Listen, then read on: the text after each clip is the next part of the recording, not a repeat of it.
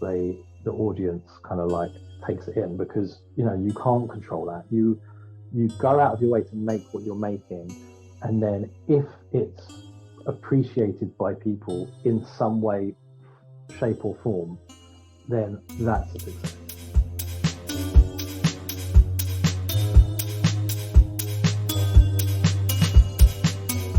Welcome to the Flying Fruit Bowl, a platform dedicated to discussion and exploration of art and the creative process. This is the third and final part of my conversation with Sacred Monolith. If you haven't heard the previous two parts, please go back to the last two episodes. Sacred Monolith is an artist and illustrator from the UK who creates esoteric images that evoke a sense of mystery and intrigue. I really enjoyed this interesting conversation, and I really hope you enjoyed it too.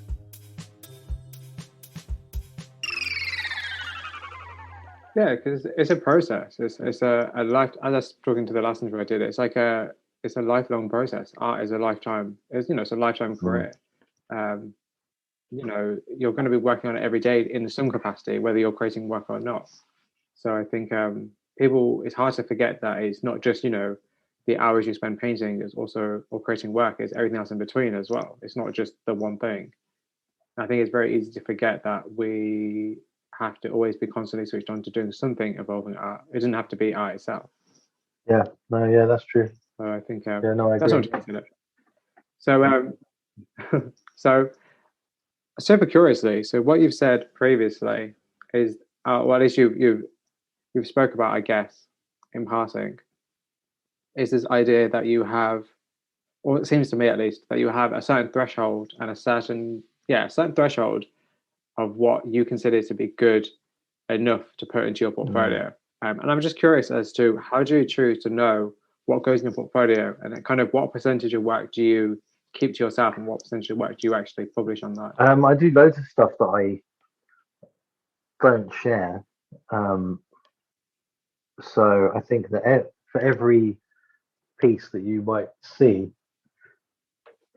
you could, maybe you could imagine that there's one or two that I didn't share. And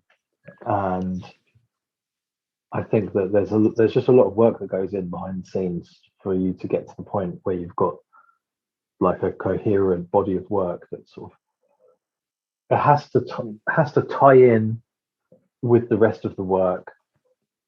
I don't want it to feel like filler. I don't want it to feel like it's just something that I've learned to do fairly well and that I can just kind of just pull it out of nowhere and just go, there you go, there's something to just keep people going. I don't want to do that sort of thing. I want the work to like somehow contribute to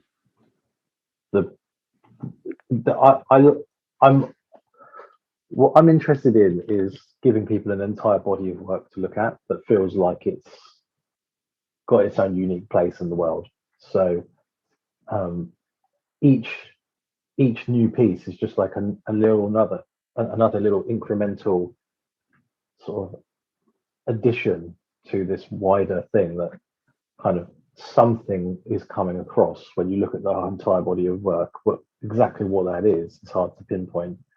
And so if I was to just do something which was like, I've done it before, it's very run of the mill, even if it was executed well, I'll just be like, I'm a bit apprehensive to share that.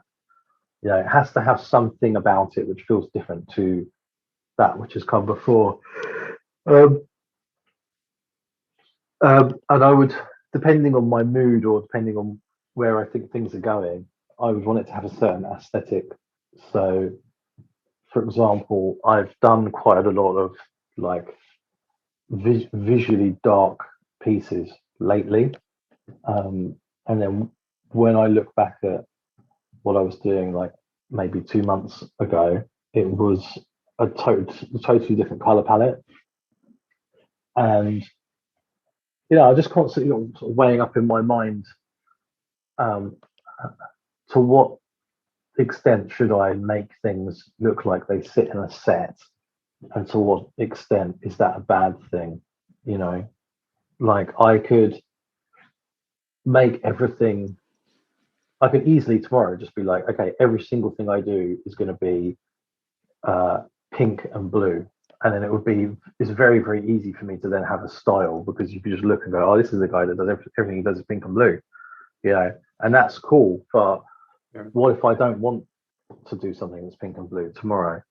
So I'm trying to make sure that I'm always giving myself the freedom to do whatever I want, so that I can just feel free to express myself. And then I'm always just working and evaluating and going, is that something a bit different? Maybe I'll do that. Some things I can see coming a mile off. I'm like, so recently I did a pencil drawing, and I knew that that's what I was going to do. Like I'd sat there going, I've done so much digital work here that the absolute best thing that I can do next is a pencil drawing.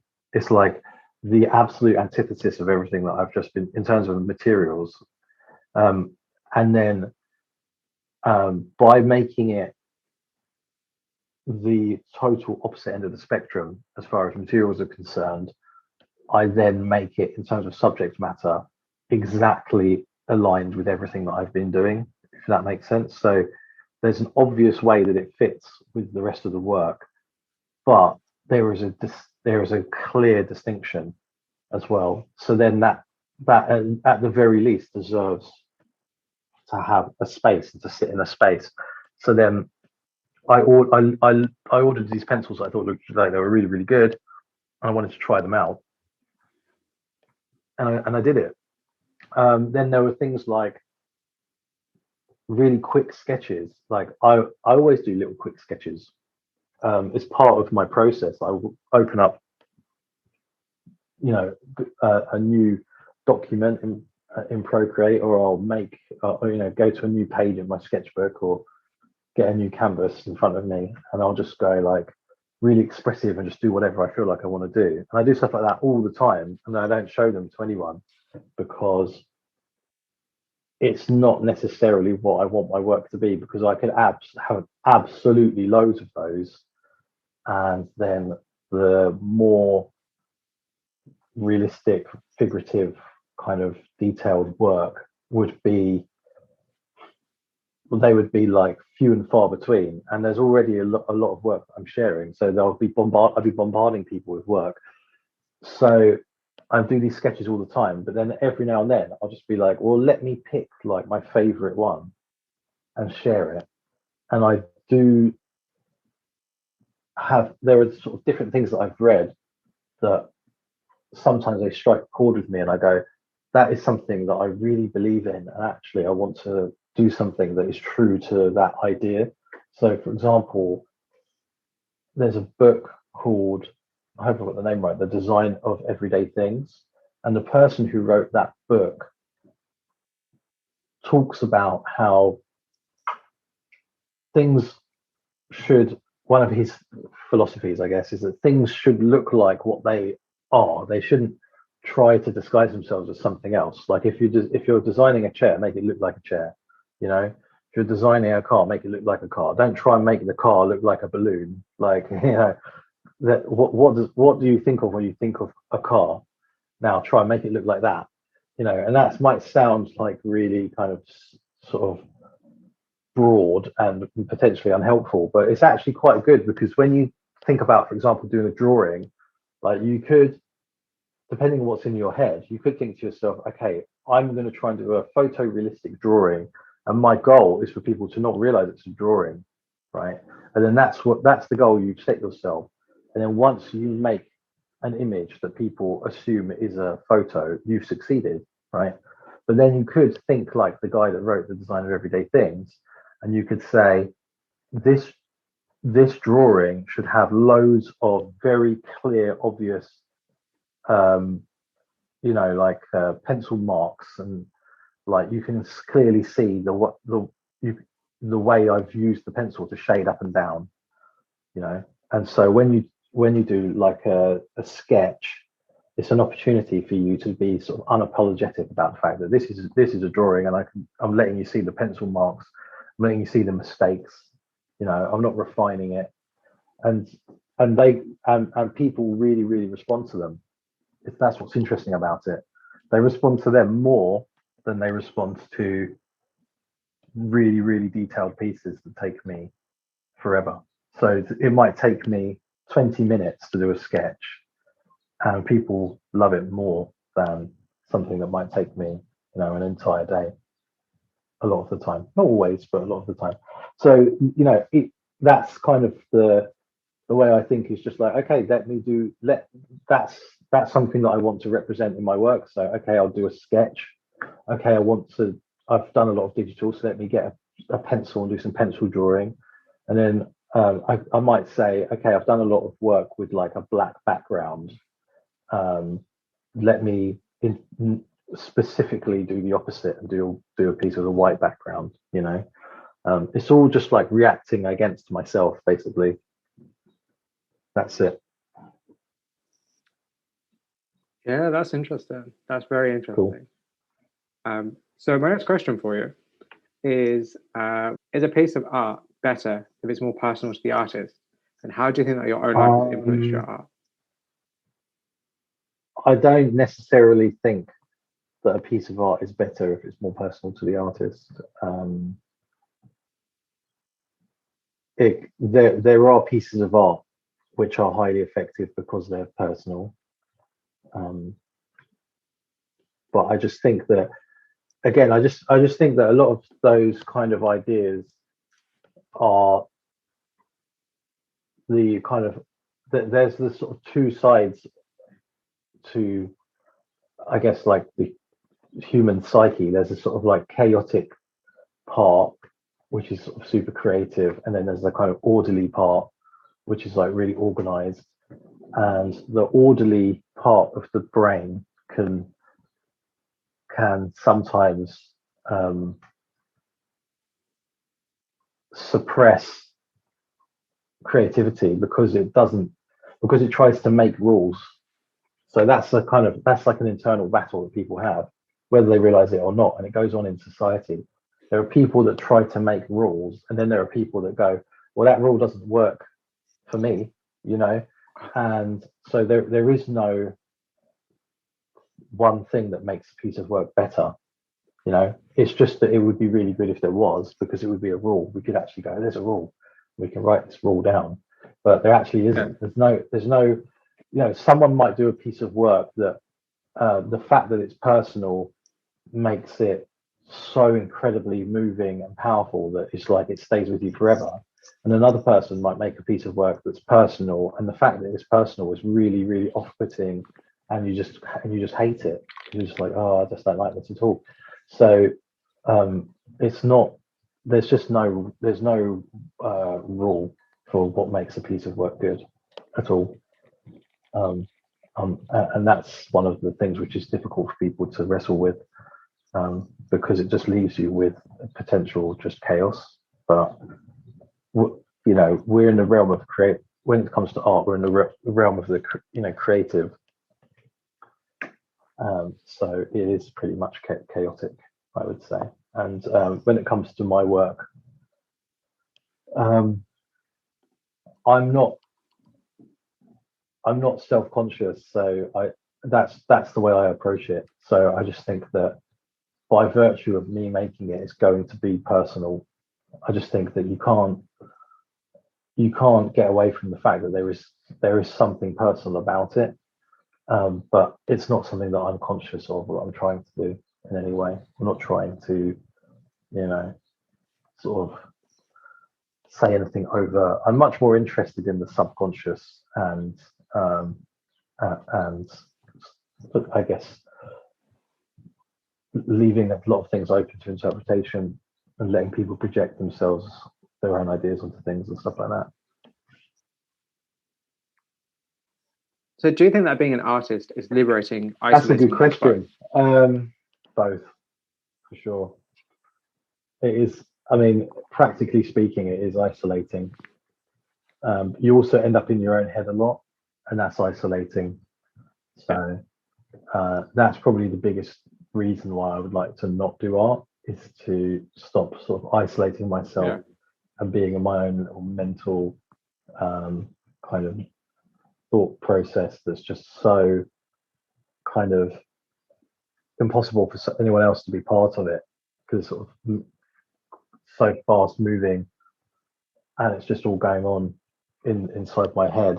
So that's something that is isolating, and having to sort of work on your own a lot is isolating, but then it's liberating to be able to do whatever you want, and to feel like you are always working on expressing yourself, so you kind of get a lot off your chest, or you get a lot out of your system, and in theory you don't end up carrying a lot of dead weight because you're just kind of getting things out all the time. So it's both. I actually think it's both. Yeah, that's cool. That's a perfect answer. And I think most people probably would imagine it is both, because there are times where it can be both, and the times where it's only one, the times where it's the other. And I think it's just an interesting question I like to ask, but I can't remember why I decided to ask it or where it came from. But it's just something that I was thinking about, I think, because and it comes back to another question I'm going to probably ask you in a minute, actually, because it's just like, we think of artists as these kind of types of people who, sit in their room or a studio for hours on end and paint and do nothing else and don't interact with the world. And there's some truth in that, but that's not really the whole totality of it.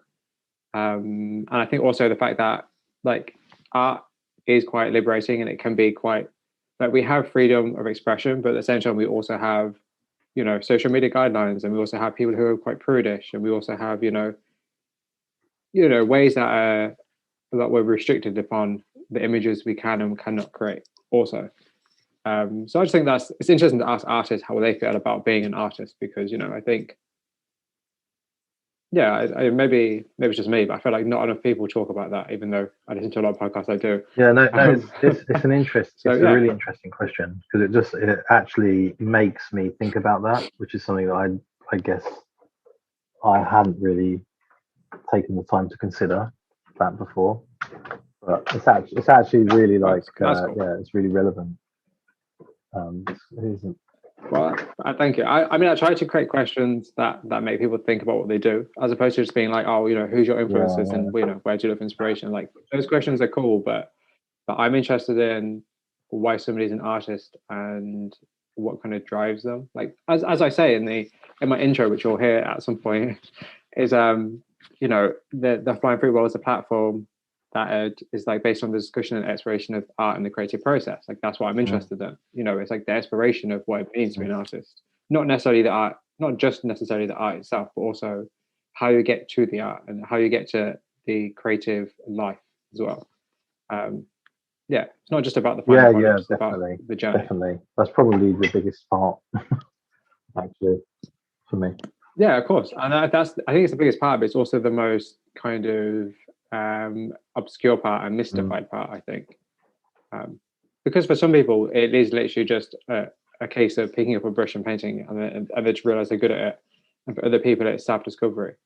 There's so many different, like, every single artist has a completely different journey, which is why I love talking to people, because everyone has something different to say. Even if it's similar, it's still quite different. Everyone's at different stages and levels in their lives, and I think it's just interesting for me to hear and me to see and me to watch people's journeys.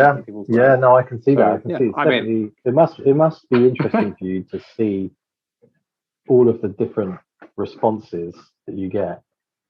Kind of probably makes you aware of just like how varied this whole thing is. It's definitely. Yeah, absolutely, and it's cool for me, because I see, even just the few artists I've interviewed so far, like, connections between their work, and I'm like, oh, this person's work would go really well with this person, and if I was to ever have like a physical gallery, which could be interesting, I'd love to put this person next to this person, or this person would go so well with this person. I like the connections to make. So how do you define yourself as an artist without putting yourself in a box? I just don't think about it. I use the word artist because it's the most obvious word to me to describe what I do, but I also don't care. Like, I don't care if someone says no, you're not an artist. I say, okay, doesn't matter, it's fine. It's whatever you want to call it. You know, what words a lot of the time are practical things that are there to just help us actually explain to someone what we're talking about. It's not really like there's no special status behind it, or there's no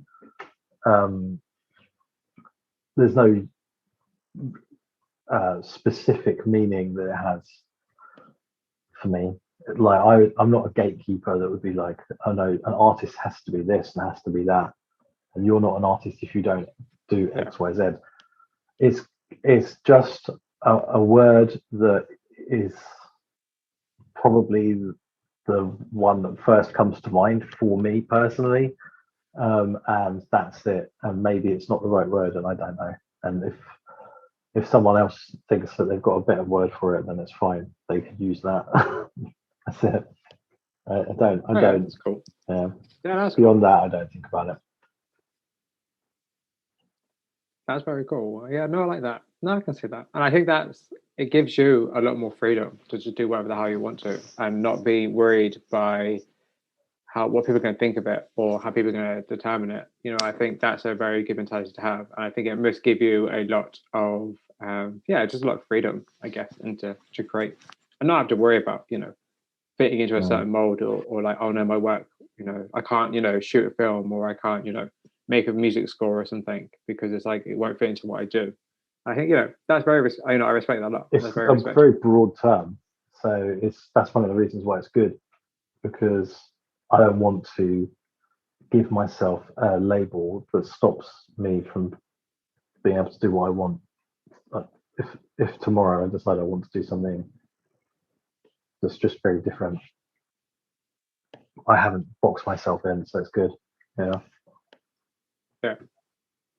So how does living in London? It definitely does. Yeah. I mean, it's to do with the sights and the sounds and the colours and the smells and the culture and everything. It's all part of it, and that's probably where my work has kind of gone into this territory of being like full of this kind of.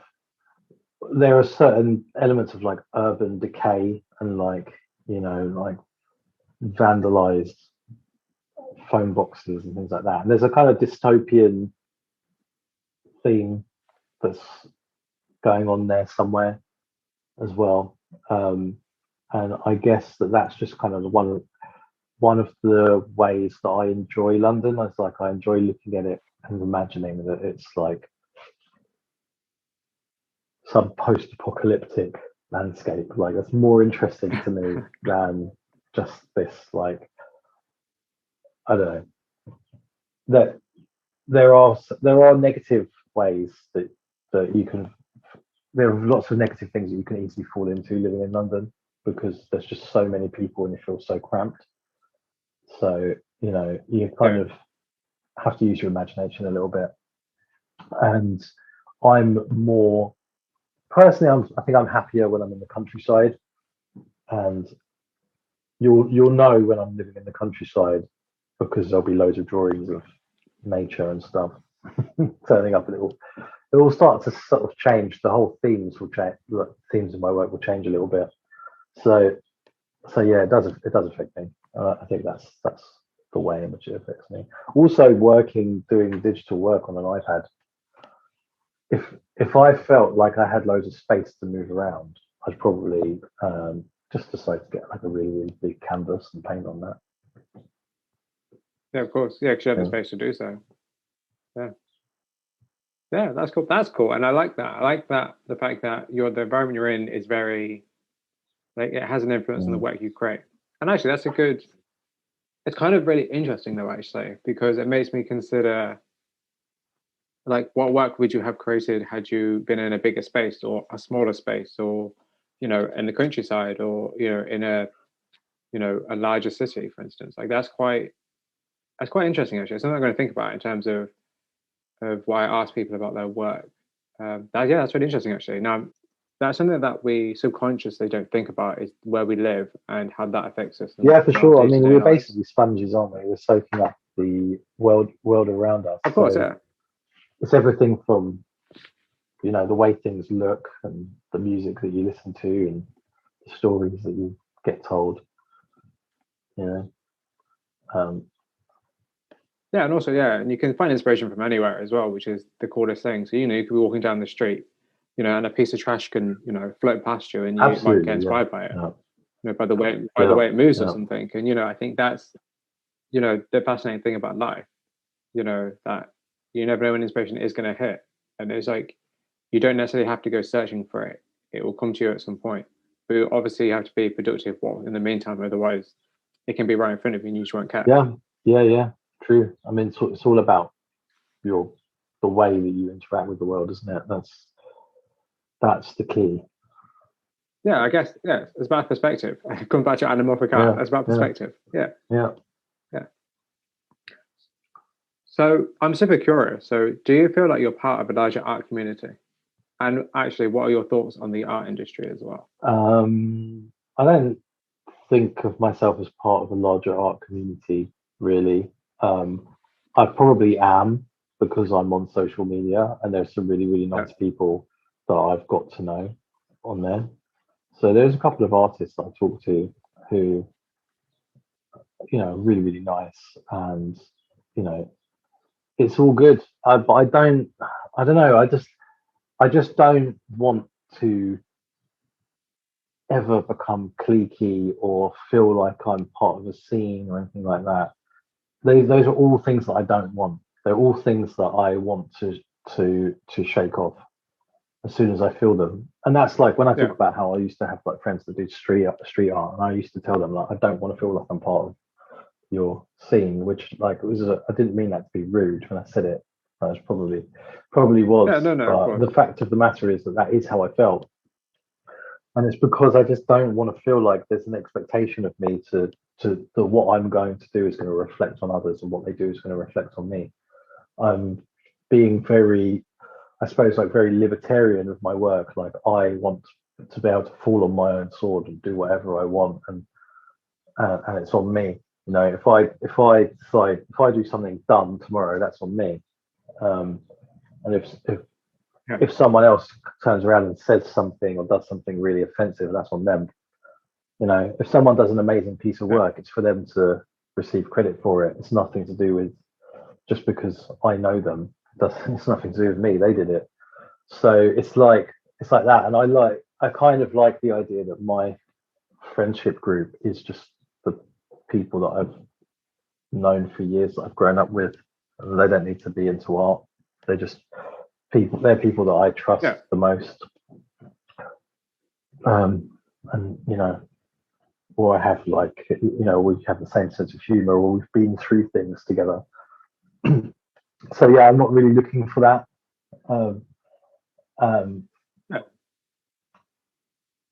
And as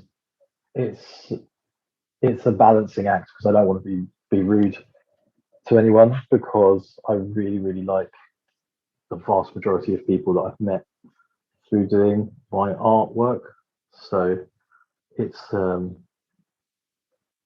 case of just, like, trying to judge people as people and not let that identity of, like, being in this art crowd thing, like, get in the mix at all. You know, I don't think that's it's bad territory when you start judging on anything other than the people's character. So yeah, that's one of the reasons why I prefer to stay a little bit on the outskirts of these things. Yeah, and I think, very much so. And I think that, you know, it suits you well. It suits you and what you're trying to do very well, because, you know, I think that, that works out well. I think it's a good idea.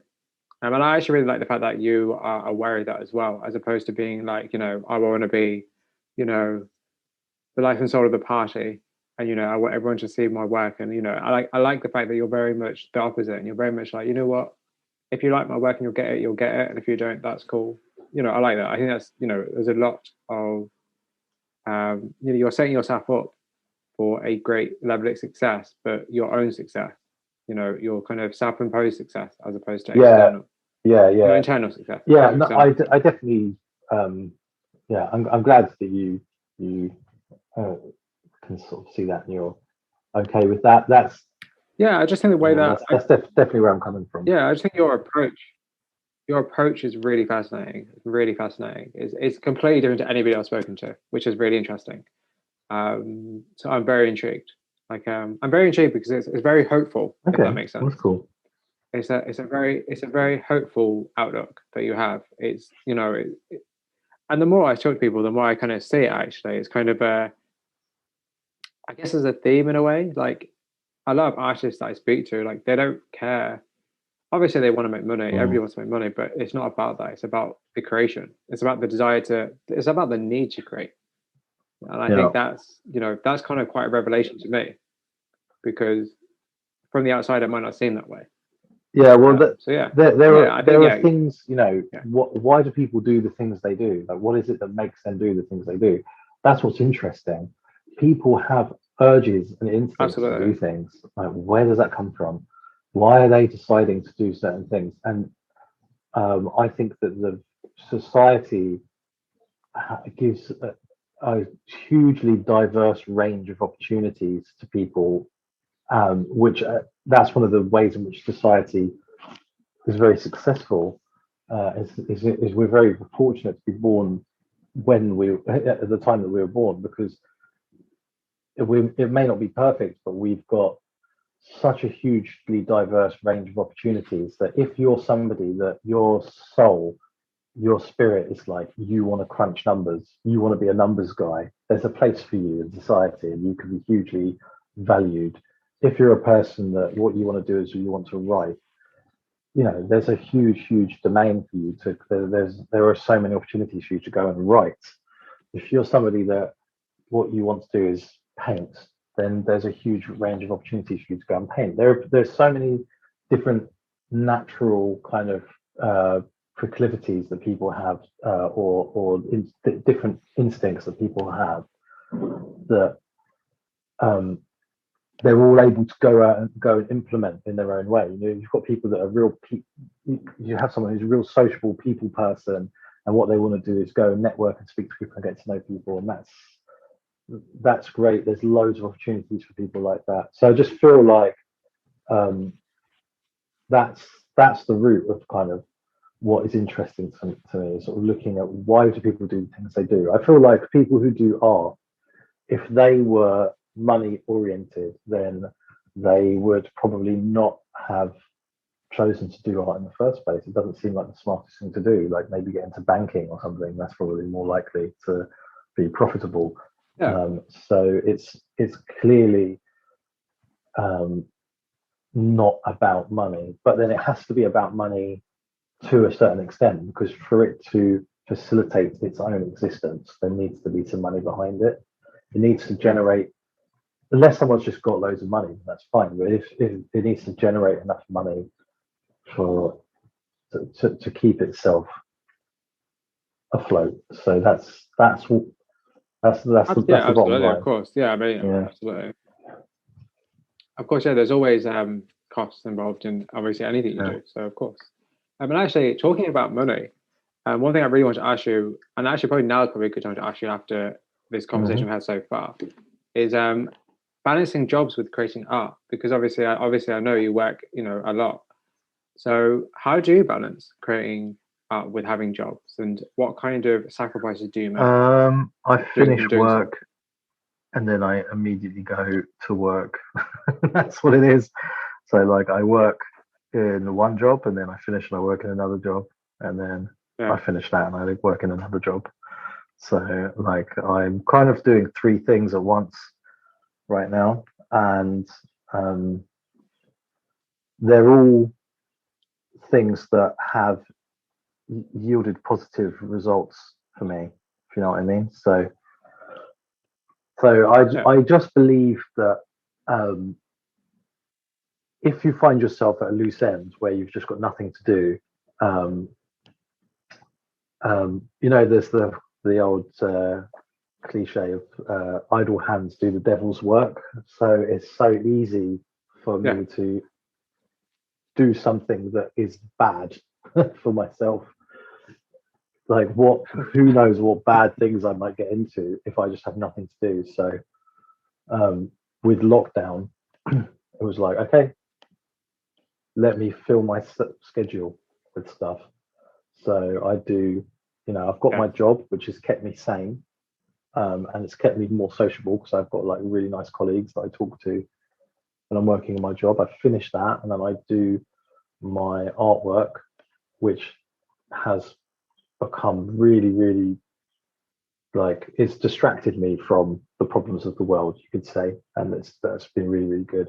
And then I do branding for my friend's brewery, because I wanted to support him, and he's doing something really positive, and it's another way of using my time well. So I'm sort of doing 3 jobs in a way, you could say. But one of them is like, that is my I can't live without it. That's my job with my secure salary, and that's my career. Yeah, so that's one of your, them's like got a yeah. 9 to 5 Monday to Friday commitment, and then the other 2 I can sort of, I can sort of work them in their own way. But they're self-imposed. oh yeah, no, they're absolutely self-imposed. And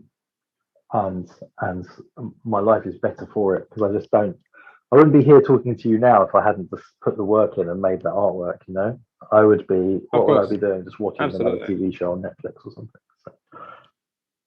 So. I think that's actually a really good point, though, and it's actually not something I've thought about. But now you've said that, and I've thought about it. Like I feel quite the same. Like the reason I always, I always get annoyed. I'm like, oh, I do so much, and I probably said that to you already. And I said that to a lot of people, like, oh, I'm busy all the time, and it's like, yeah, I guess the reason I like to be busy is because if I wasn't busy, I wouldn't be doing anything interesting. I wouldn't be doing anything productive. I'd just be staying at home feeling terrible that I'm not doing anything. So yeah, that's a good point. It's not something I've quite thought about.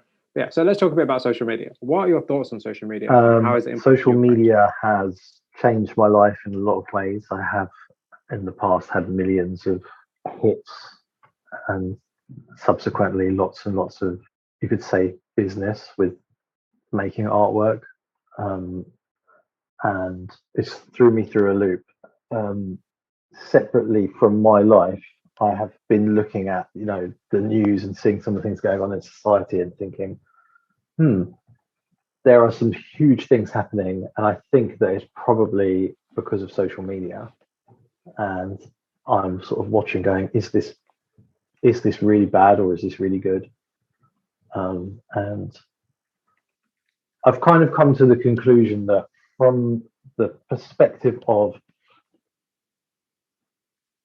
society, wider society, it's good ultimately, although there's going to be some painful transitional stages for society to go through, because things are going to have to change quite a lot. And I think that it's just happening. Like they try to halt or slow down change, but there are some fundamental changes to some of the systems that govern society, because it's just like the technology is phenomenal. But in terms of the individual kind of mental health perspective, it's really, really, really bad, super dangerous. There's so much potential to get yourself into a situation where you're really, really unhealthy mentally because of social media, and it's really dangerous for people. So that's probably my best way of kind of understanding it. I think that each individual person needs to be very wary of it, and how they are engaging with it, and how it's affecting them. And society, wider society, is probably going to go through positive change ultimately, but there's going to be a lot of bullshit in between now and then. And I think that we've seen some of that. We've seen a lot of things happen around the world. Governments getting overturned. There's all sorts of things that go on, that probably, and there's a lot of negative stuff. There are a lot of negative kind of collectives of people with, you know, potentially like fascistic kind of viewpoints, that they're able to gather together and hype each other up and make themselves into groups because of social media. That's quite scary, you know. So Absolutely. it's there's a little bit of the unknown, and there's a little bit of it can be a little bit frightening. I feel a little bit daunted by it. It's just beyond my understanding. I just try and look after my own mental health, I think. Yeah, of course. Yeah, of course. That's super important. I think it's extremely important, because really we're still in very much the beginning phases of it, to be honest. It's not like we're at the end of social media, or, you know, it's going to die out anytime soon. And if you track over the last, you know, 5-10 years of how people's attitudes have changed towards society and themselves, you know, it's not always positive, you know. And I think, yeah, I think I agree with you. I think there's a lot to be said for the effect of social media on mental health, particularly for something like, say, art, where art is so subjective at the, you know, in its essence anyway, that, you know, stuff like social media gives people a platform to talk about, you know, to have opinions, and those opinions may not necessarily always be positive or helpful. And I think, yeah, it must be, it's a challenge, I guess, is probably the best way to put it. For me, at least. Yeah. I mean, So, there's a couple of books that I'm they're audio books I'm listening to about social media. So one of them is like, I think it's called something like 10 Reasons to Delete All Your Social Media Right Now. It's like oh, really yeah, interesting. yeah. It's by it's like Jaron Lanier, Yeah, isn't yeah, it? I think. yeah. I think that's the Yeah, guy. yeah, yeah, yeah, yeah, So, yeah, yeah, yeah, yeah. So do you think that people still value the time and effort it takes to create art? that's a good question. I don't know. Um, I suppose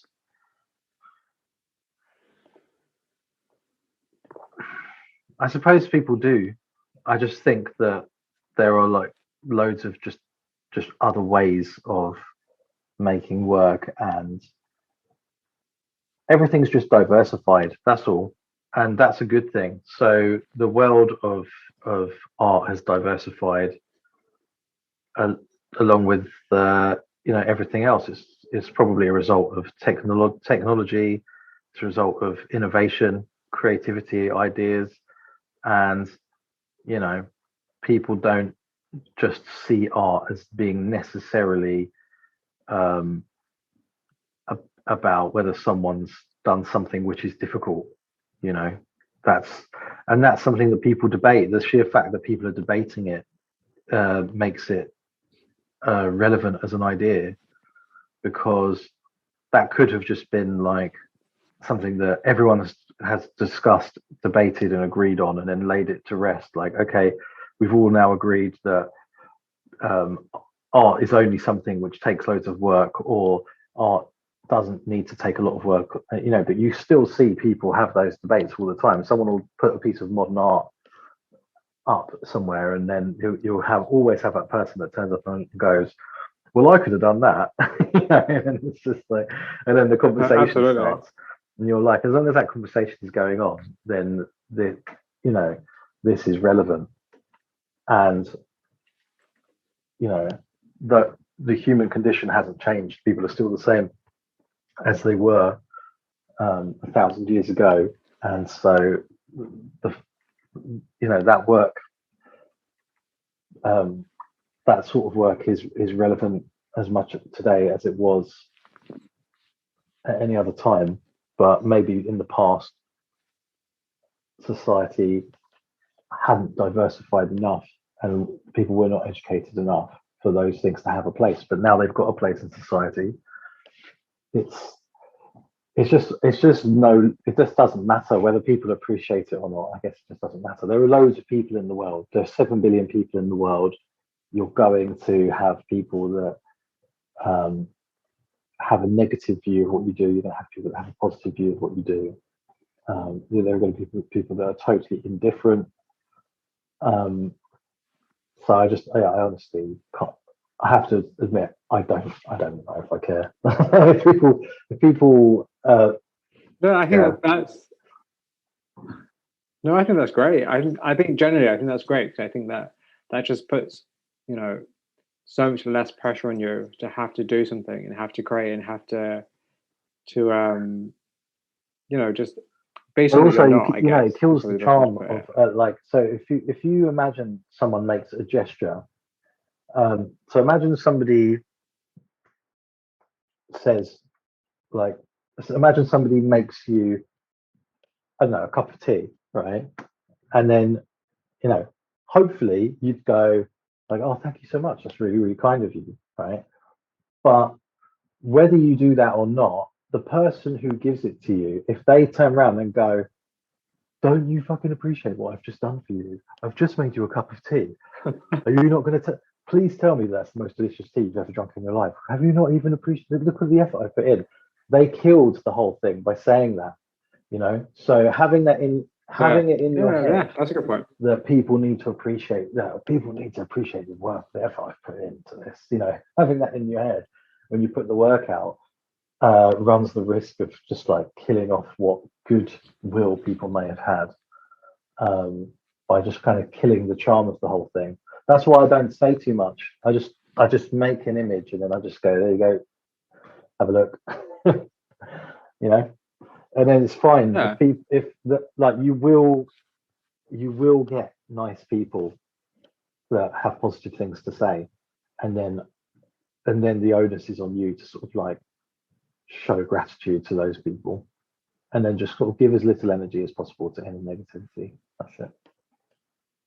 but I said, but you do want feedback on your work, though, right? I Or have do you had not? comments on my work online since I've done Sacred Monolith that have been so amazing that I've thought to myself, bloody hell, I wish this person would just feedback on everything I do.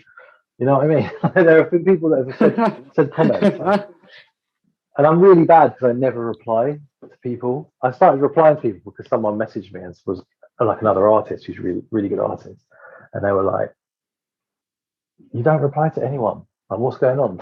And I was like, "Oh, okay." And then I would like every like 4 days or something, I go through each post and I go, "Thank you," you know, because I am grateful to people, but it's just so far from like where I'm at mentally in terms of like looking for any kind of approval from people. It's like a door that I don't really open. But then when I have had some comments I've had from people, I've just been like, I am so grateful to that person because they have like genuinely got me thinking differently about this work and like what I might do next, you know? So it's sort of Yeah, like I'm really, yeah. really grateful. Um, but unfortunately, that probably doesn't come across because it's just like a domain that I'm not really big into that the whole domain of like, you know, being in the comments section online. Yeah, like, but the thing is, like, I always find it really, really interesting, like the balance between creating art and being online, because of course you don't want to, you know, you don't want to have, you know, some kind of audience and just ignore them because obviously they're looking at your work. But at the same time, the time you're being online, you know, responding to people is less time you're creating work. So it's, you know, you have to strike a balance, you know, of, you know, being online and you know, being approachable and, you know, actually talking to people, but also just getting on with what you actually really want to do, which is create the Yeah, art. And like, no, and I don't think any, yeah, no one could be mad for you for not being on Instagram for a week because you're creating stuff. that's Like, true. and not just that, like, why can't people just be patient? If you're going to reply, you're going to reply. If you I mean, don't, you that don't. person that said that to me was looking You know, out for it's, me because they weren't sort of saying they're upset that I don't reply to them. oh They were yeah, like saying, you know what, like people are commenting, you don't reply. yeah, you And should, like, you they should were think looking about it out for maybe, me, but and I yeah, do think and I do think that there are people out there where they just there's so much positivity that they experience because they really engage with people. I don't really, and that's because of just my nature of my personality. Like I find internet comment sections to be a toxic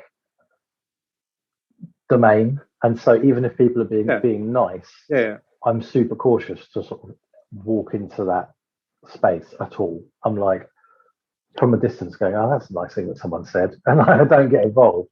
But I'm also mindful that I don't want to feel like by making artwork I've committed to any kind of other things which are related to it that people might just assume that I'm committed to, and I'm actually not.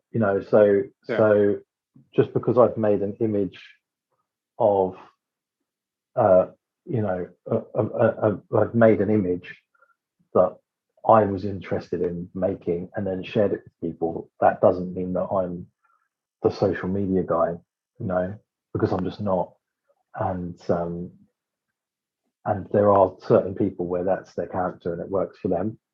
And those people, if absolutely. I was like, if I was running like a £10 million operaration, then maybe I'd just hire some person to just be really nice to people online.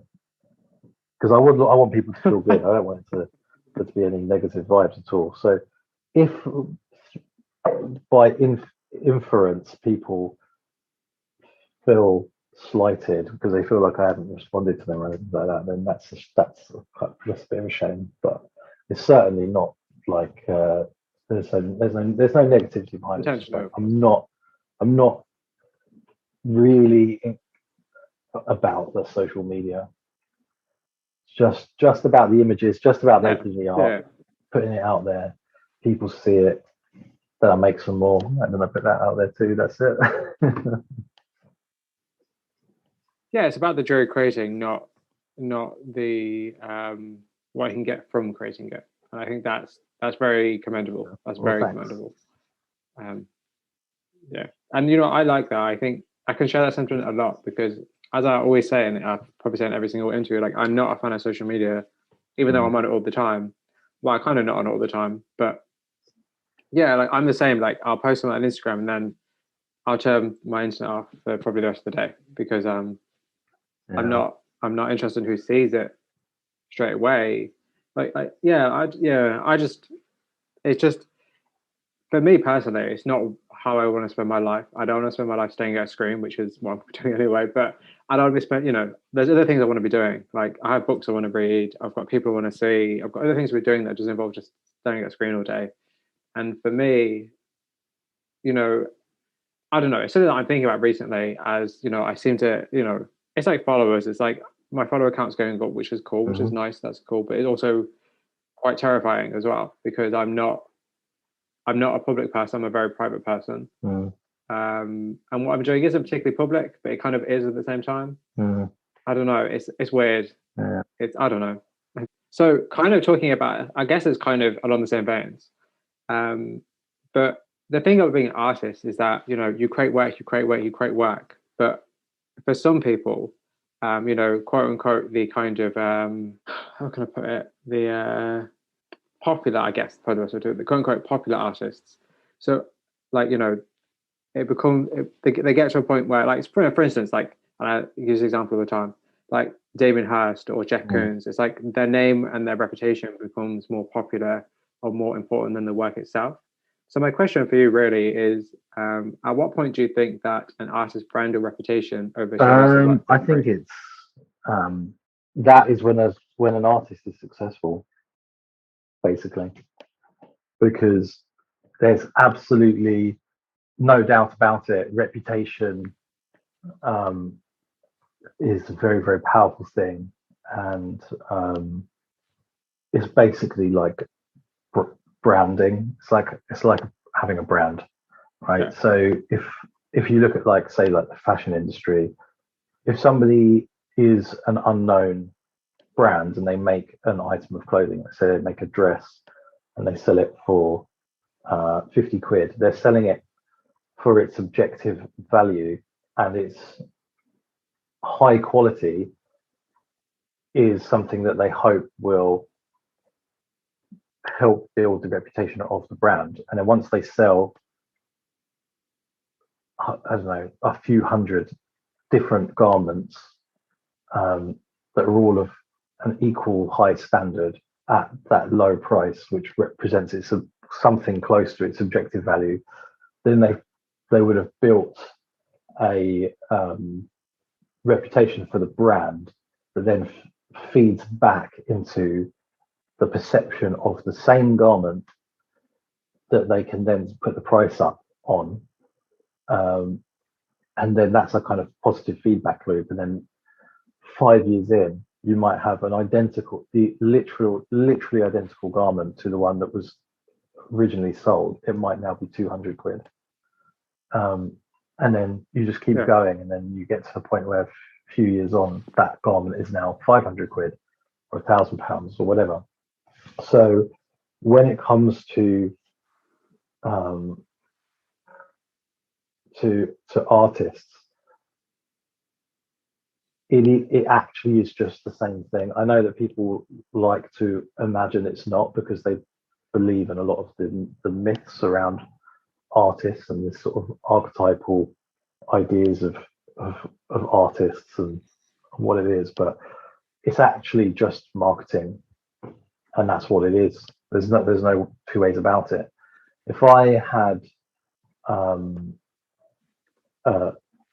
£1 million machine behind my work, then I could invest that money into making myself into an established artist with a name that makes my work now cost 10 times what it did before. And it's an investment. It's an investment of money, because if I've invested £1 million into making that name for myself, I now need to be able to recoup that £1 million. So I need to be able to sell work at such a price that I've got my £1 million back, right? And I honestly think that it's achievable for any artist. If you, doesn't matter who you are, if you're making work and you put £1 million behind it, you can pull that off, because you have the best marketing people putting the best possible spin and doing the best little tricks of the trade to put your work in that cycle of, in that economic kind of lane. And the reason behind people paying large sums for artwork is nothing to do with the artwork itself. So it's just whether you manage to get that association with your work that it becomes an asset for investment. And then you're basically no longer talking about art. You're just talking about an asset that can be traded. And, who cares about one gold bar compared to another gold bar? They're all the same, right? They all look the same. They all do the same thing. They all feel the same weight in your hand. So when it comes to gold bars, like, we know that they're all the same. But when it comes to art, the nature of the asset, when it becomes an asset to trade, is it has to be different to. They can't just all be the same. So everyone's investing in these different art pieces from here, there, and everywhere, and they've got their different provenance or their different rationale for why does this sit in this space as opposed to the other million pieces of art that don't. And there has to be some rationale for someone to be able to throw out. So it may be that it's a Picasso, or it may be that it's a Modigliani, and all of the things that come along with that. Or it may be that it's an NFT and it's like part of this like super innovative thing. But at the end of the day, that is not the art world. That is, and that does not. I'm not denigrating it. It's a different thing. It's not the art world. It just so happens that art is the catalyst or whatever. Yeah, art is the commodity that's being traded. So that's fine. But it's really. If you're a passionate artist, that is not necessarily the thing you're passionate about. If you're a passionate kind of economist or a passionate trader, then that would be a super exciting thing to talk about. But it's obviously like it's like the idea of winning the lottery. If you're the artist, that your work becomes that commodity, then you get to enjoy the huge benefits that someone's come along and paid like 10 million for your work. Now you've got 10 million quid. So who doesn't want to have 10 million quid? Yeah. So there you go. I mean, I don't know. For me personally, I feel like, more money, more problems is a real thing. And I think, like, yes, who wouldn't want £10 million? Sure. But at the same time, what would you strive for if you had £10 million? Like, there's nothing left to strive for if you can just buy stuff. There's nothing left for you to want to achieve. I mean, you can that's one way of looking at it. I mean, I think to myself, if I had that money, then I've got so many things that I'd try and facilitate, that I would be like, okay, cool, I'm going to do this, I'm going to do this, I'm going to do this. There's not like, I wouldn't use it to become lazy. I'd use it to, like I said, my friend started a brewery. That was an amazing thing to see. He didn't have loads of money to do that, but he did it nonetheless. He worked really, really hard to do it. But he now gets to have that life. Like it's a lifestyle that he's earned for himself by working hard and making it. But you can buy that lifestyle. If you have 10 million quid and you decide that you want to have the lifestyle of someone who owns and runs a brewery, you can buy it because you can just immediately pay to have it all set up. And then you can do all of the work. Doesn't mean that you need to just sit back and do nothing. You can turn up every day, That's true. Learn the art of brewing, meet people and do all that stuff. So it's just it's a key to many, many, many doors. And I'm not against that at all. I would sit back and think, okay, what are the doors that I want to open, and what are the doors that I want to keep firmly closed. So there would be a lot for me to think about. But yeah, that's the art industry. It's the world of commodities and trading, and I don't think that it has any real it actually is counter to art, because making art into a commodity is now a distraction from the actual piece of art itself and what it was supposed to be when it was made. So, is the way that we view the Mona Lisa at this point in time anything like the intended way to view the Mona Lisa when it was made, like what the artist intended? I mean, did Leonardo da Vinci paint that hoping that it would be worth so much money that you couldn't even imagine, or did he paint it hoping that it would become like the number one like selfie destination for people to turn up and get a selfie in front of it? Like, I don't know. Probably that is just nothing like what he was thinking. He was probably thinking along the lines of trying to capture something in the subject that is probably quite personal, and maybe some challenges that he'd given himself as a painter to try and achieve certain things. So yeah, it's really just got nothing to do with it. So that's really interesting, because one of the things that I've really learned by talking to people so far is that most artists, when they create work, they just let it go, and then whatever happens. Like, a lot of people are very they don't have a specific viewer in mind, or they don't have a specific purpose for their work when they're creating it. They just create it and then just kind of let it go and let it have a life of its own after it's been released into the wild, per se. Yeah. And I think that's really interesting, because you're right. What was the intent of the Mona Lisa? Like, we will never know, because it's changed so much now. Like, it's such a fixed narrative now for what we see it as, that we can't change that. So that's a really interesting consideration. That's a very interesting consideration. One thing that I definitely touched upon, and I'm actually just curious generally, is misconceptions. It's like, are there any misconceptions about being an artist that you don't like? Yeah, yeah, there are. There are sort of there are there are quite a few actually. So I mean, there are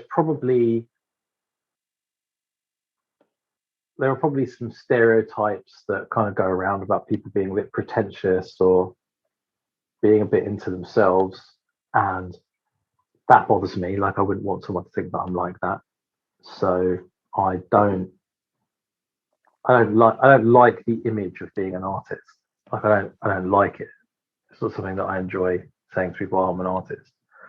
Um, and there's also there are a lot of people that will think like, oh, you just don't do anything then. You know, oh, here we go, here's someone that does nothing. And I don't like that either, because I actually, you know, I don't think that either of those things are true. They probably have affected my personality because I've always kind of done this sort of stuff. So I guess I've grown up and not wanted to fall into being what people expect. So I probably Yeah. at a very young age was like, I'm not going to be pretentious. Like, I'm going to go out of my way to try to be like as true to myself as possible, because fuck, I don't want to be that guy, you know. And then Yeah. also like, Absolutely. I'm going to work hard on it, because I I would hate the idea that people would assume that I'm like lazy because I'm an artist. Like, oh, here we go, here's someone who doesn't really do anything, and Yeah. and I probably make a point of being like decisive and direct, because people think that it's like wishy-washy. Oh, here we go, there's another wishy-washy person, arty farty person. So because it's so like deeply ingrained, and I've been doing it all my life, I think my personality has actually probably, I haven't even really thought about that before, but it's probably changed as a reaction against that. So that's probably one of the reasons why I'm the way I am, in terms of like being like, no, I'm going to work hard, and no, I'm not going to be fake with anyone, and no, I'm not going to be wishy-washy at all. I'm going to be very clear about what I want, what I think. I'm sort of like going against the grain so that people don't judge me, maybe. But I honestly hadn't really thought about that until now. That's actually really, really satisfying for me to kind of realize that actually, like, oh, that's something about myself that I hadn't really realized. It's like if I went to therapy, like I'd probably come out of it realizing some of this stuff about myself. Um, yeah, so yeah, that's as a result of misconceptions that people have, that I don't like people prejudging, to be honest. And I think that whatever you do, Yeah. it's easy to take it for granted. If you consider any job that someone has, and then you actually go, imagine, okay, let me for once think about what it's like to be in that job. Suddenly you would be aware that there are Yeah. like preconceptions that we probably hold about other professions and the people in them, and they might really fucking piss you off if you're in that job. You know what I mean? Whatever it may Yeah. be. Absolutely. Um, Absolutely. it's an interesting thought experiment. Can't think of an example right now of a Absolutely. profession, but um, you know, there are millions out there. So, yep. Absolutely. Well, yeah, absolutely. I completely agree with that. I think that's a great answer, and I like the fact that it's made you think about yourself. I always try to ask questions that make people think about what they do, and I think that's cool if you do. Yeah, no, That's always you good. did, you did. That's good for me. That's good for me. It means I'm doing something right, I guess. Um, so, do you ever think about, or at least is it a concern to you, that the art industry is so oversaturated with images? And do you think there's too much art? Well, it would be a lot easier for me to make a career for myself if there was hardly anyone doing it, right? So it's just more challenging because it's very crowded space. But we live in a huge world. There's just so many people in the world. So I suppose I look at it like there are certain ratios of society that are create artwork, and then there's a certain ratio of society that buy artwork. And I don't think that you're ever at a greater disadvantage, I suppose, because than at any other time, because the ratios are always there, I guess. So you could say 100 years ago, there was significantly fewer people doing art. There would have also been significantly fewer people buying art. There also would have been significantly fewer people, full stop. So now you've got, that's true. 7 billion people in the world, absolutely shitloads of people doing artwork, but then there are also absolutely shitloads of people buying artwork. So it's just the challenges are the same as they ever were, which is, how do you make yourself, and that's me thinking from a completely like practical perspective of like making a career from it, because that's the only way that I can even put it on my radar as being a problem, because otherwise I don't have an issue with there being loads of artwork. I can't perceive of any way in which it could be negative other than making it hard for somebody to stand out to sell work, because there's nothing negative about lots and lots of people making art, in my opinion. It's one of those things. It's just part of human nature. It's human expression. If you had 10 people in a room, they would talk to each other. That's just what they would do. And it would be like me getting annoyed that people talk to one another. It's like, it's not for me to get annoyed about it. People make images and they show them to each other. They make objects of interest. Everyone that takes the moment to create something is doing something positive. It's like a lot of modern art is just somebody making an object of interest or an experience of interest for people without worrying too much about what it is or what it's defined as. And then you can only really be grateful to them, because then you can sort of turn up and look at something and just go, oh, okay, that is not something that I'm used to seeing. Like in my last month of my life, this day stands out because I saw this weird installation art piece that really really stands out in my memory as being an experience that was thought-provoking. Nothing to be mad at. Yeah, absolutely. And actually leads quite nicely into the next question, actually.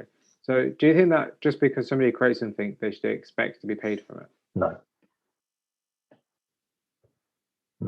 definitely not. Expectations are weird things, because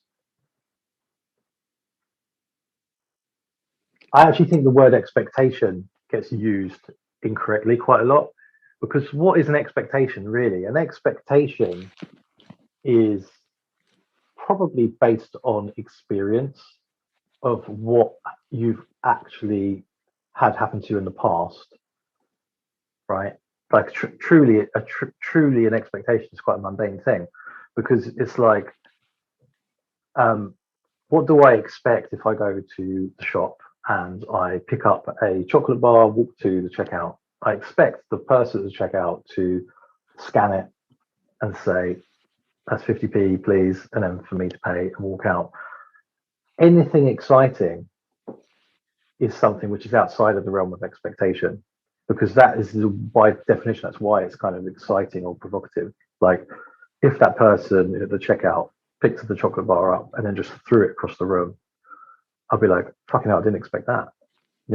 So when it comes to people who make work, if they expect anything other than what has always previously happened when they make work, then that's just abnormal.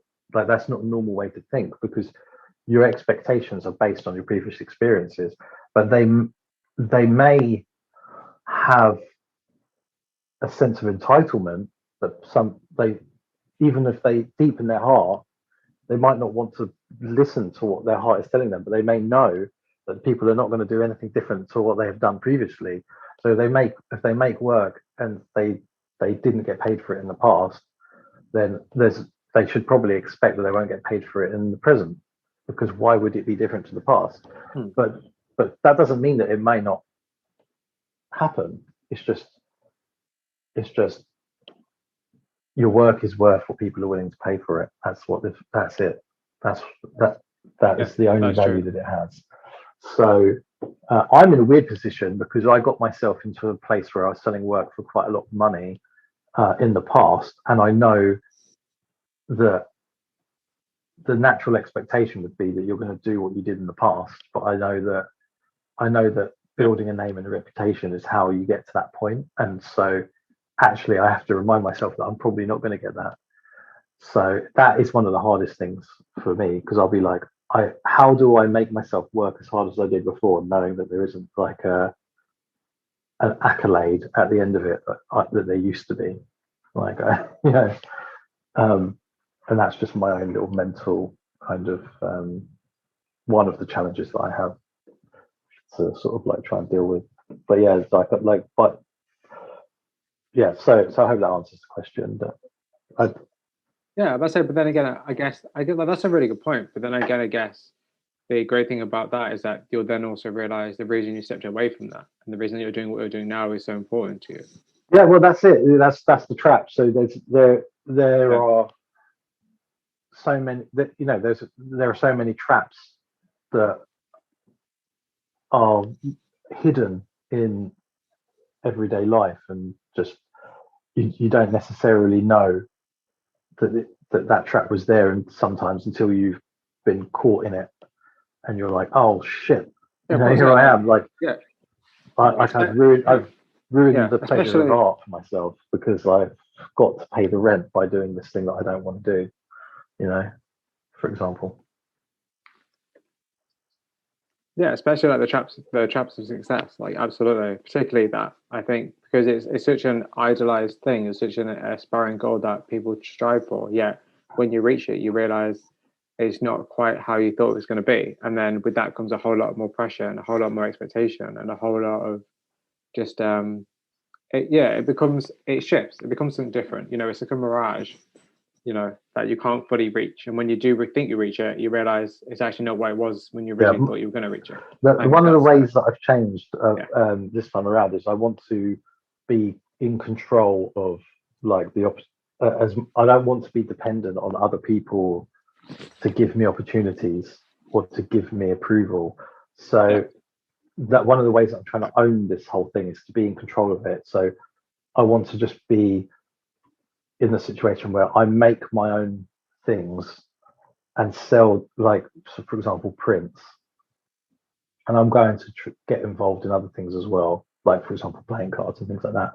I'm going to make them, and I'm going to sell them at a price that means that it was worth me doing it, but it doesn't need to be some hyped up big thing.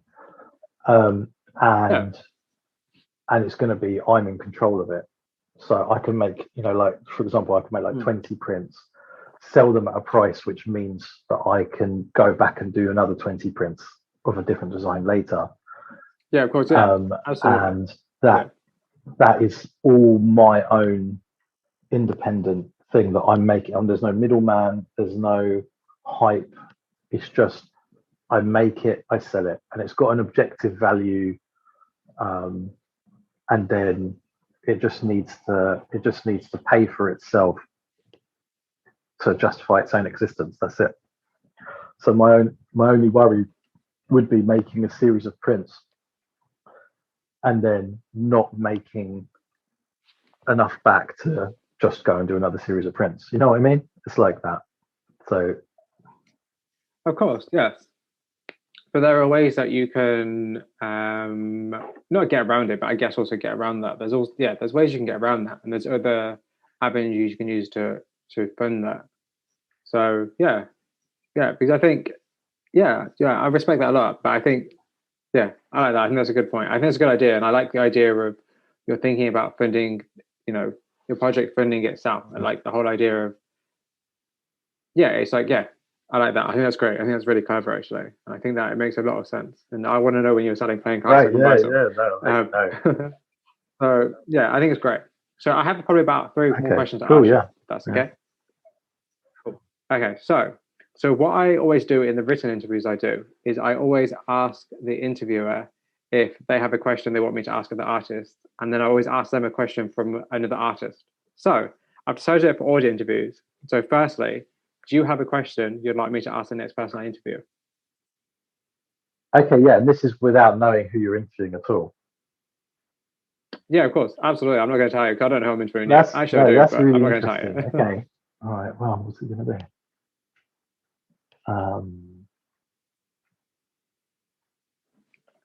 Right, I'll write your question down with your name because I'll reference you in that interview. Which okay, is the cool. best thing ever. Wow. Now I've got to think really carefully about this because I want to make it count. So I've got one question for them. What's your favorite piece of work that you've ever made and why? What's your favorite piece of work you've ever made and why? Okay. Okay, so it's interesting for me because I do actually at this moment in time I do know who I'm going to interview next. Because last time, I know who I'm going to interview next, cool. Which is interesting. Piece of work you created and why. And why. The Sacred Monolith, which is perfect. And also what I like about it personally, and you'll find that out in a second when I tell you the question from whoever it is that I always like to reference who asked it so that, people find out about you maybe if they're listening to the next interview and they don't listen to your interview. I like that. I think it's cool.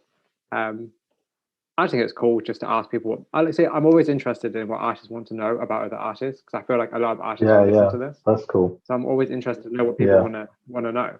And if there is any, and in the future, if there's any of the questions you want me to ask somebody or you're curious about, send me a message and I'll ask people. I'm always open to taking suggestions and questions from people. Because all these questions, But all the questions I create are just stuff that I'm curious about. Exactly. To know. Exactly. Well, for me, that's like it's quite a basic question that I'm asking, but the reason why I ask it is because actually I think that's one of the nicest things to be asked, which is as an artist, because you actually take a moment to think about, what is your best what you feel is your best achievement, and when you take a moment to think about that as an artist, you feel really, really good about yourself, basically.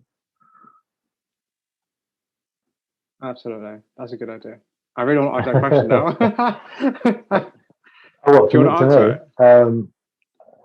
So, do you want to answer it? As a Sacred Monolith thing, it's the snake and the apples, I think, but it's also hard to pick because there are a couple of other ones that I really, really love. Like I've really enjoyed a couple of the pieces that I've made.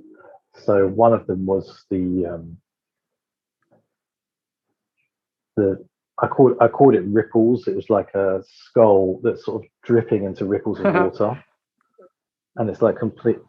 Yeah, it's what I was going to choose for your cover image. That's it was. Really that might change now. I really, really love that one much. But then also there's the kind of blue sort of dripping, almost looks a bit like an alien skull or something, sort of dripping with like a green background.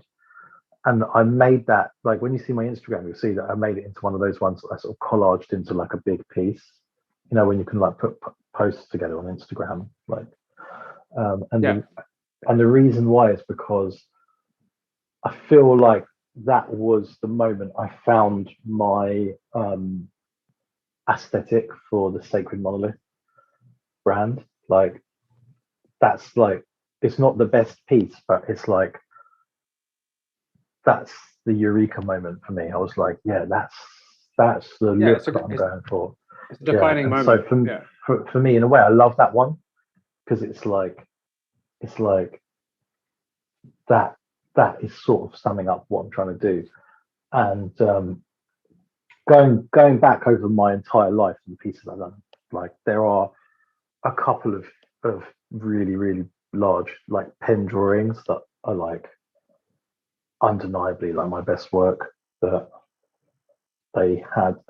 And then it's always been the case that the things that have been like the most successful or maybe the most money or been the most popular are ones that I don't like that much or I'm not that excited by, you know. And that's just the way it is. And that's probably the way it's going to be with the Sacred Monolith thing. Like the most popular piece that I've done with Sacred Monolith is for sure. It's like this. There are quite a few pieces that I just call Alien Life. Like I just use the same name every time. I just go Alien Life. And this one is like a kind of. I guess it's like a deep in the darkest ocean, and it's kind of like a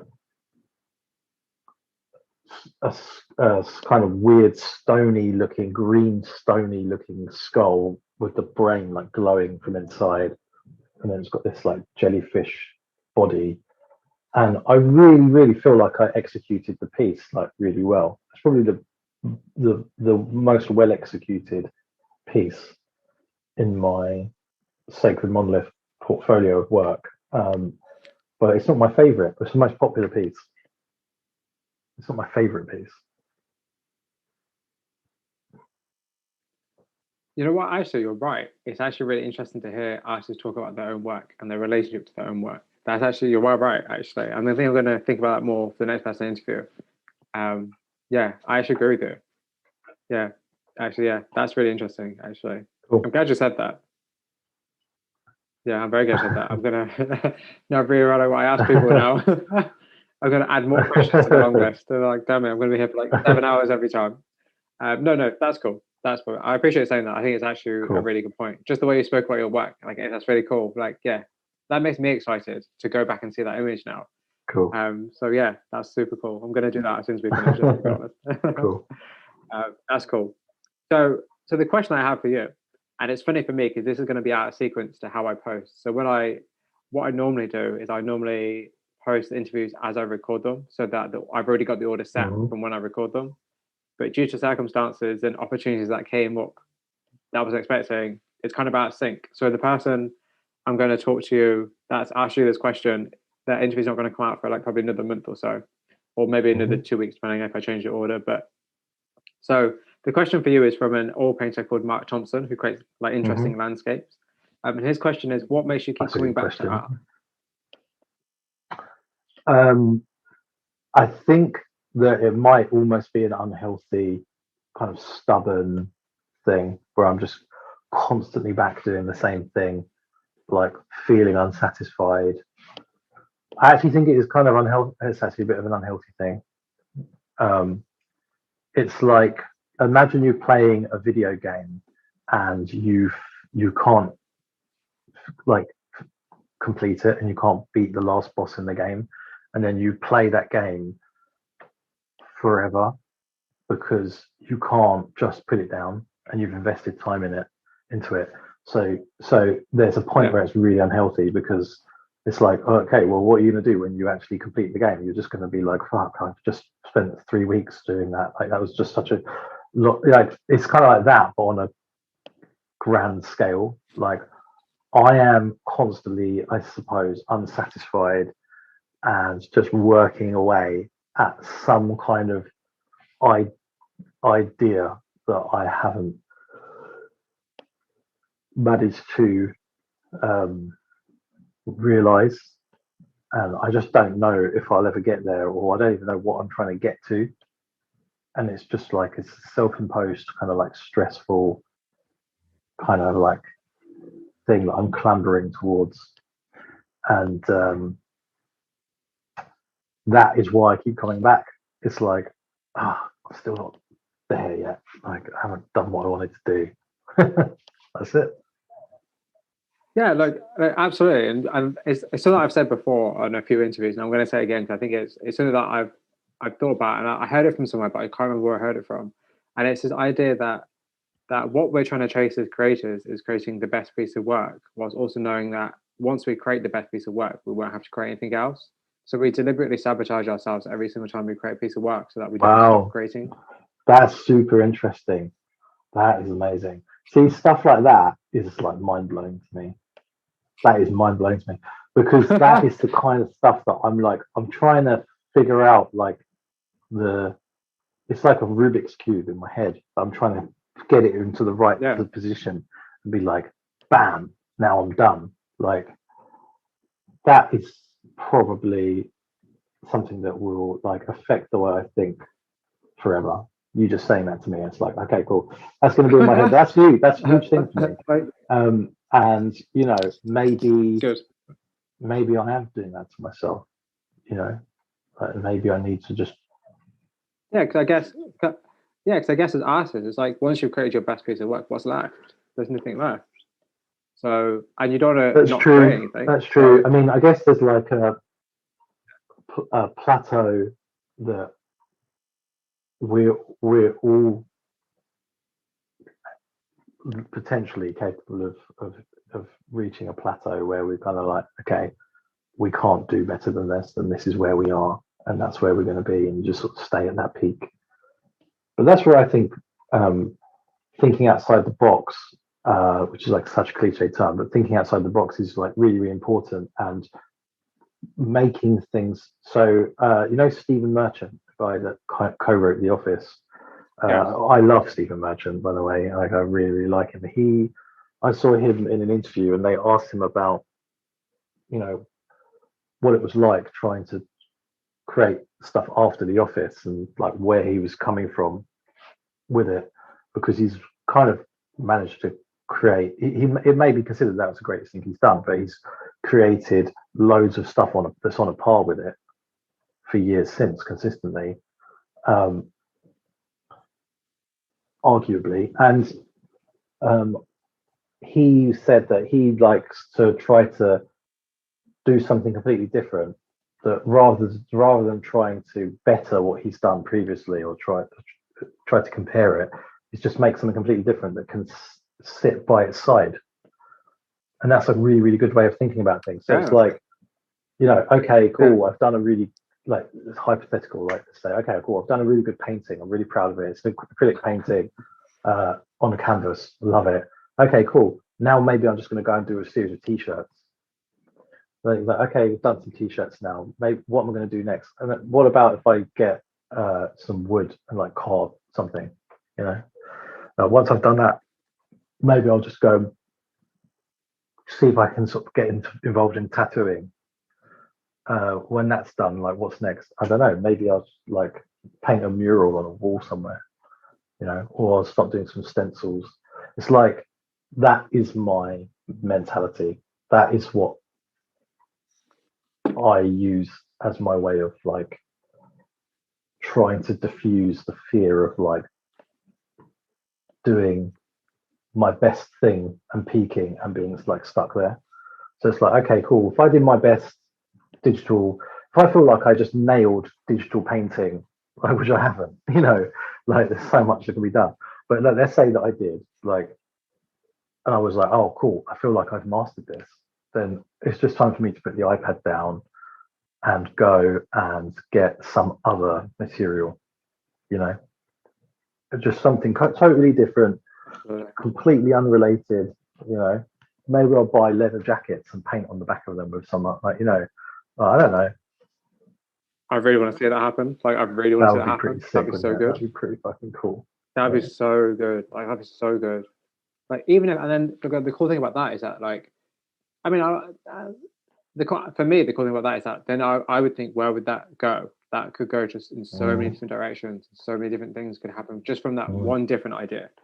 Because, you know, then, you know, it becomes like you can collaborate with the fashion designer and create, like, you know, I know you probably want to, but like create like a whole brand of clothes if you wanted to. Or yeah, no, I would definitely do that. Happen. I think it's really cool. It's just really interesting, this idea of commodity and art, and how we can. It's not just about painting, and it's not just about the art industry itself. It can feed into other areas of creativity, you know, the areas of just everyday life. even like buildings and like Yeah. graffiti on buildings are amazing because it's. I totally agree. I totally agree. I Anyway. agree with every single thing you've said. And I'm all for it. Personally, I'm all for it. I definitely would, I definitely would branch out into as many different creative areas. It's just if it's exciting, I'll do it.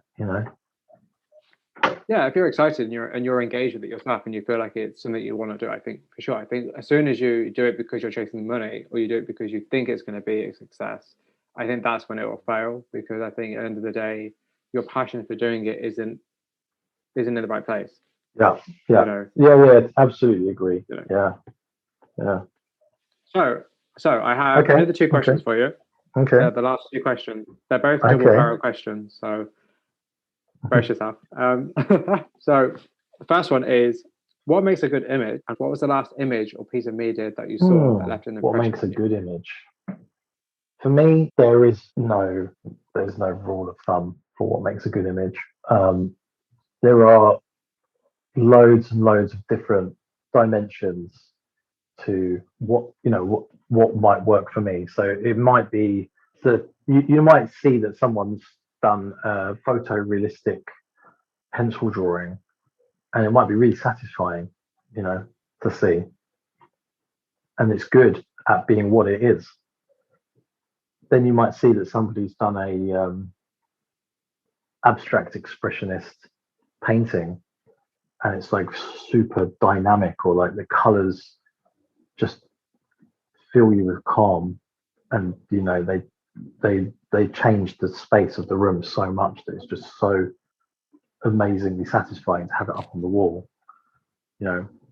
I would be way more keen to have like a Rothko painting on the wall than I would to have like I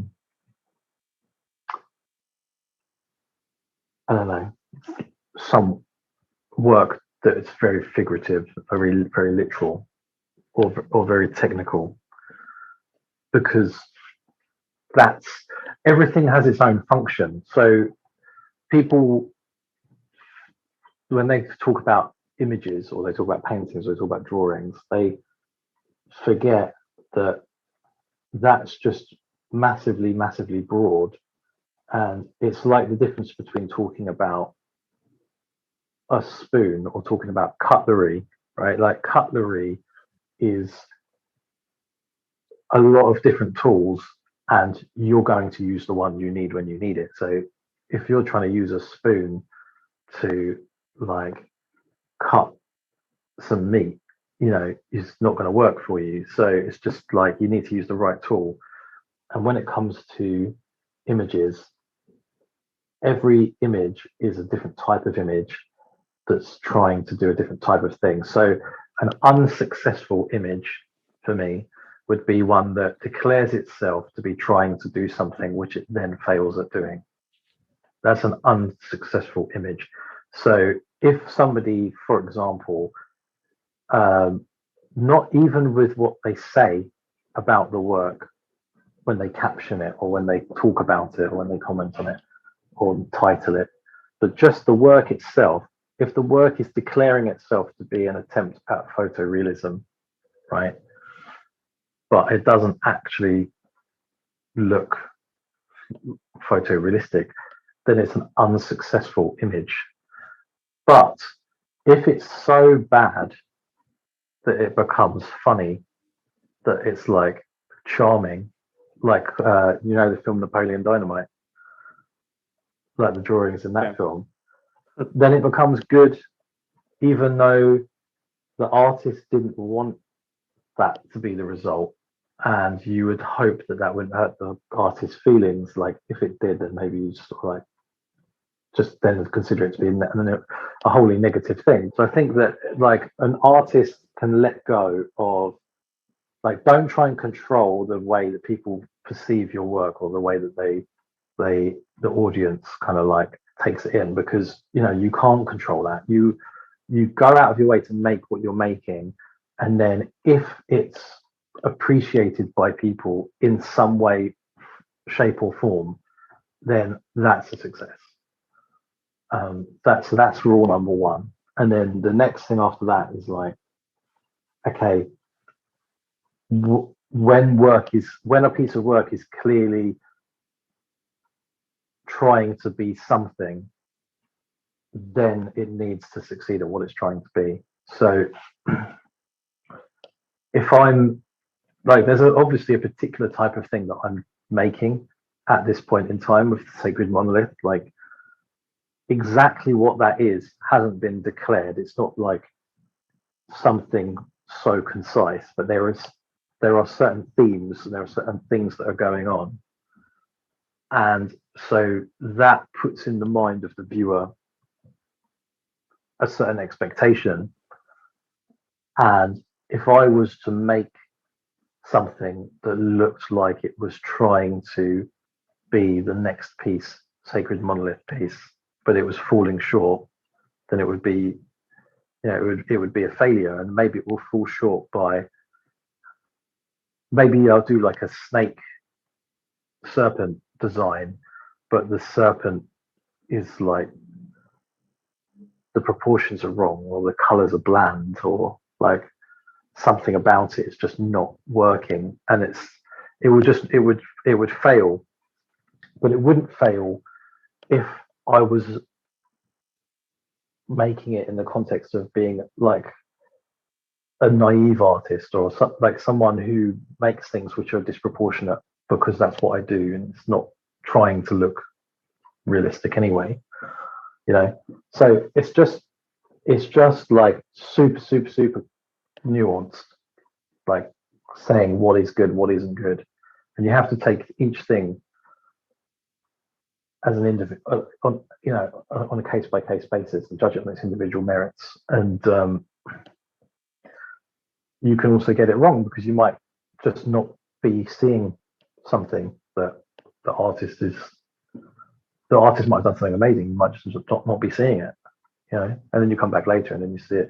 There are loads of things I can think of where I saw it and I was like, I remember when I was in college, like one of my friends was like, I showed this thing to you 3 months ago and you said that's absolutely shit. And I was like, did I? I'm so sorry, because I'm here now showing it to them going, have you seen this? And they're like, I showed this to you. You said it was the shittest thing ever. I was like, was I that rude? They're like, yeah, you were like, this is so unbelievably shit. I was like, I don't know what's happened in the last 3 months, but I'm looking at this now and I'm like saying to you, this is amazing. So that's it. Like it's so like nuanced, and so everyone's got their own take, and everyone's got their own things that they look at, and there's no there's no rule of thumb. That's it. Absolutely. What was the last image or piece of media? There's a clip on YouTube called the Nihilistic Penguin. And it's a clip from a Werner Herzog documentary, and I've probably watched it like 10 times, and I've shown it to probably about 5 different people because that's how much I love it. And that clip in isolation is an absolutely successful piece of content for me, like in every single way. Yeah. That's great. That's awesome. Thank you very much. Cool. I'm definitely going to check that out. That's awesome. So the final question, which is another Joel Barrow question, is what are you currently working on, and where can people find more about you? What am I currently working on? I've got so many things going on. Like the way in which I'm able to make work at the rate that I do. So I like honestly, pretty much all that stuff that you see on my Instagram is like since December. There's loads of work there, apart from a couple of things that I did, like the animation of the flower, which was like where I started off at the beginning of lockdown. Pretty much other than that, it's just all, I've been really productive, and the way in which I've managed to pull that off is by having loads of different things on the go at the same time, and they're all of a different nature. So whatever mood I'm in, there's something I can pick up. So I've got like a really intensely detailed realistic digital painting of an incredible building in Oxford that I wanted to paint, that I've been working on forever. Like, it's so much work, and I'm planning to put that into when I finish it, because it's just in itself, it's like an accomplishment. I'll share it, but then I guess, but it's kind of quite like different to anything else that I've done. But I'm doing it to use it in a kind of surrealist kind of piece. I wanted to do a bit more surrealism, and so I'm like really inspired by the videos by this band called Tool, and I don't know if you've seen their videos before. They are all animations. They're all stop motion animation, and they're all absolutely incredible. And this particular video there's a particular video that really inspires me.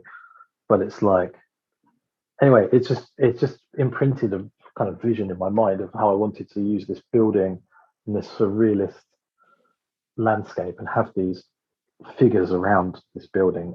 It will make sense when I do it, but basically I wanted the building to be almost completely inaccessible, like it's floating on some kind of rock in the clouds, and it's just got this like very, very, very long and flimsy like ladder, that maybe like a rope ladder, that is the only way to get to it. And there's like one person who's accessing this building, and then there are these old figures that are like these figures from this Tool video that are kind of surrounding the building looking down. So that's the surrealist thing that I'm working on. It's an idea that I've had and I've been working on in the background forever. I've been working on a UFO crash site landscape painting. Yeah, oh, wow. So that's something I've been working on.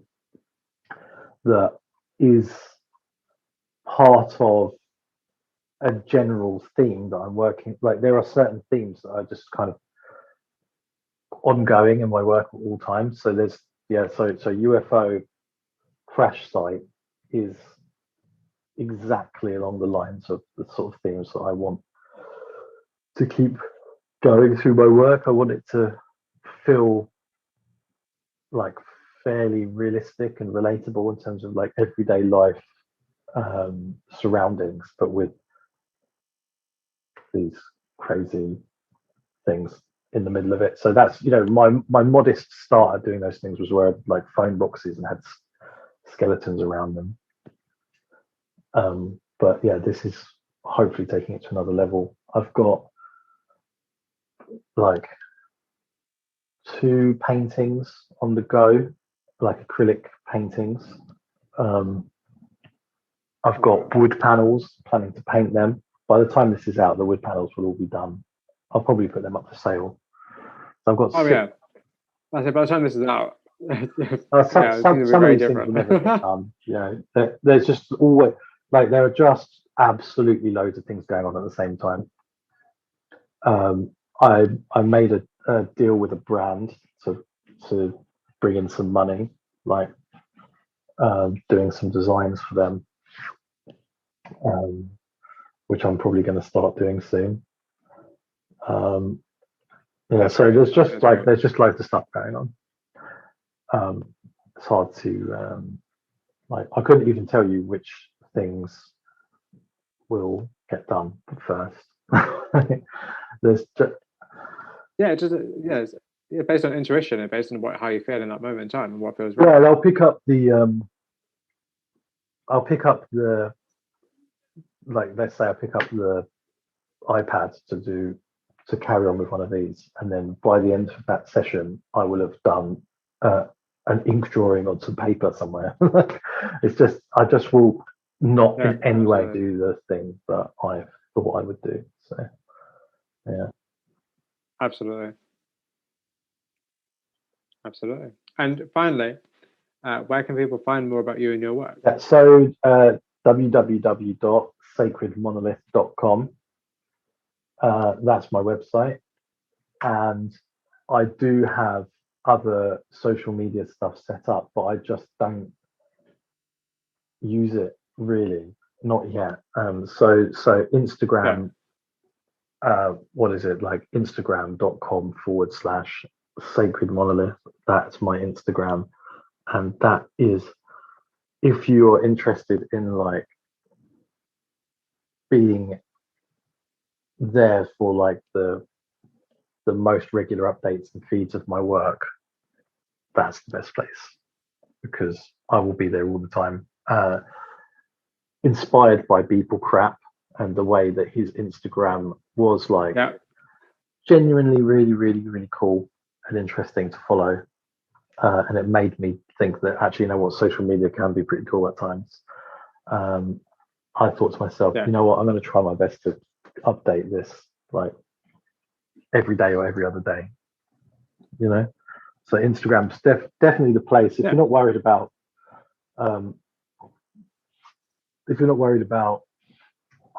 having high res images and stuff like that. If you know, I have DeviantArt, I've got Behance, and those sorts of things, but they don't get updated as much. You know? And there are things that I will share on Instagram that I might not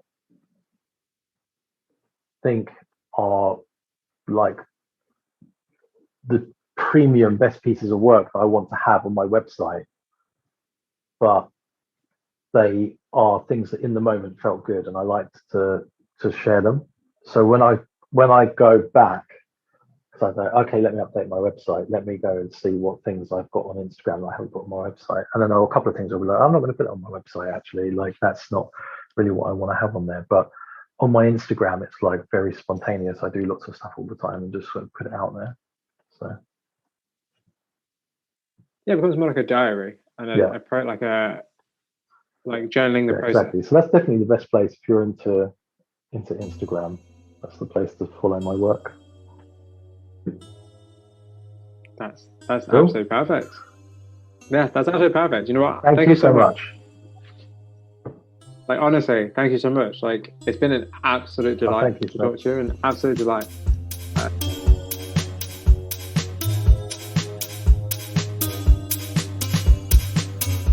That concludes the third and final part of my conversation with Sacred Monolith. Thank you very much for listening. If you have any questions or comments about it, please send me an email at theflyingfruitbowl@gmail.com or via social media sites such as Instagram, Twitter and Facebook. The Flying Fruit Bowl audio interviews can be found on a variety of sites such as Spotify, YouTube, Apple Music or wherever you listen to podcasts. If you'd like to support the platform, please consider subscribing or sharing this interview with friends and family. Also, please don't forget to check out theflyingfruitbowl.co.uk for daily art inspiration. And if you're a creative, please get in touch for a chance to be featured or interviewed. Once again, thank you very much for listening. And until next time, folks, please stay safe.